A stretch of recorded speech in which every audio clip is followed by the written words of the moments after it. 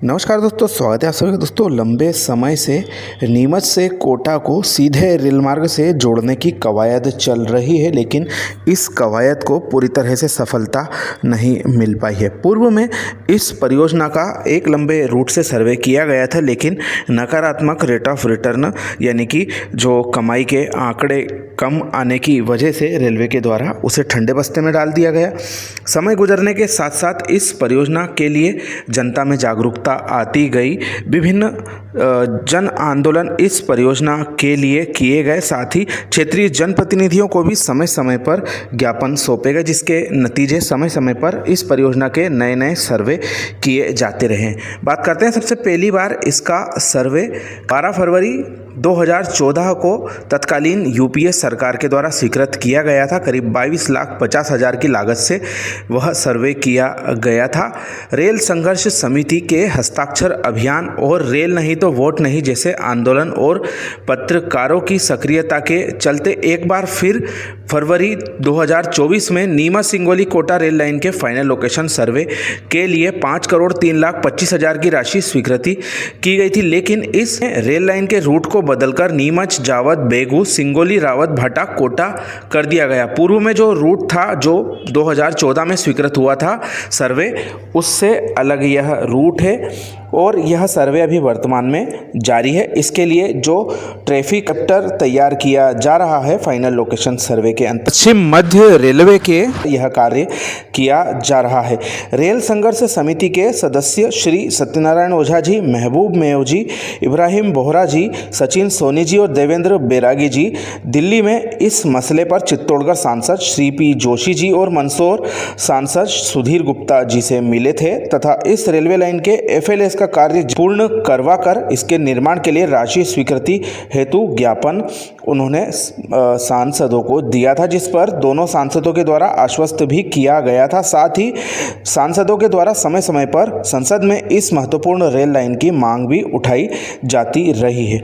वहीं नई जानकारी के अनुसार हैदराबाद की कंपनी आरवी एसोसिएट्स इस रेलवे लाइन के फाइनल लोकेशन सर्वे पर कार्य कर रही है, लेकिन अभी तक की रिपोर्ट के अनुसार जो फिजिबिलिटी आई है वह -6% है, जो कि इस परियोजना के लिए हानिकारक साबित हो सकती है।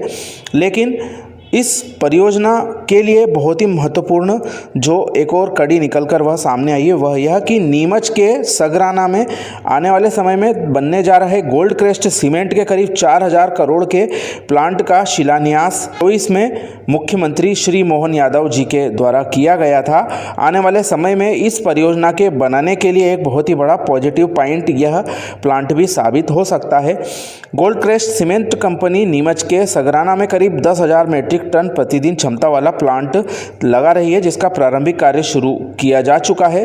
वहीं हाल ही में संपन्न हुई इन्वेस्टर समिट के दौरान गोल्ड क्रेस्ट सीमेंट के एमडी श्री आरएस जोशी इस बारे में मुख्यमंत्री डॉक्टर मोहन यादव से भी मिले हैं। यदि नीमच सिंगोली कोटा रेल लाइन डलती है तो इस रेल मार्ग से गोल्ड क्रेस्ट सीमेंट के लिए कोयला, petcoke, gypsum, fly ash, stone और रेड मड का इनवर्ड ट्रैफिक भी मिलेगा और सीमेंट और क्लिंकर का आउटवर्ड ट्रैफिक भी मिलेगा, जिससे कि करीब 800 से 1,000 करोड़ का रेवेन्यू रेलवे को प्राप्त हो सकता है। इस बारे में रेल संघर्ष समिति के श्री इब्राहिम बोहरा और सचिन सोनी जी के द्वारा बताया गया है, यदि इस परियोजना में नीमच सिंगोली कोटा रेल लाइन का कार्य पूरा किया जाता है तो रेलवे का घाटा बिल्कुल भी नहीं होगा, बल्कि क्षेत्र में बढ़ते हुए औद्योगिक निवेश को देखते हुए वर्तमान रूट से कई गुना अधिक फायदा प्राप्त हो सकता है।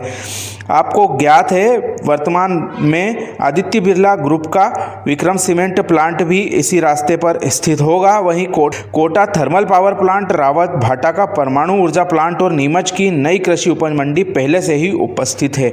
तो निश्चित तौर पर यदि सही तरीके से जो ट्रैफिक चैप्टर का एनालिसिस इस परियोजना के फाइनल लोकेशन सर्वे में किया जाए तो इस परियोजना को बिल्कुल भी घाटा नहीं होगा और भविष्य में इससे काफ़ी फायदा प्राप्त होगा। अब देखते हैं कि फाइनल लोकेशन सर्वे में इन आंकड़ों को नज़रअंदाज किया जाता है अथवा इन आंकड़ों को मिलाकर महत्वपूर्ण पॉजिटिव रिपोर्ट इस परियोजना की बनाई जाती है, जिससे कि जल्द से जल्द यह परियोजना धरातल पर आकार लेती हुई नजर आए। तो दोस्तों, इस महत्वपूर्ण परियोजना के बारे में यह जानकारी आपको कैसी लगी, कृपया कमेंट करके ज़रूर बताएं। साथ ही अपने मित्रों के साथ जानकारी साझा जरूर करें। आप सभी का धन्यवाद।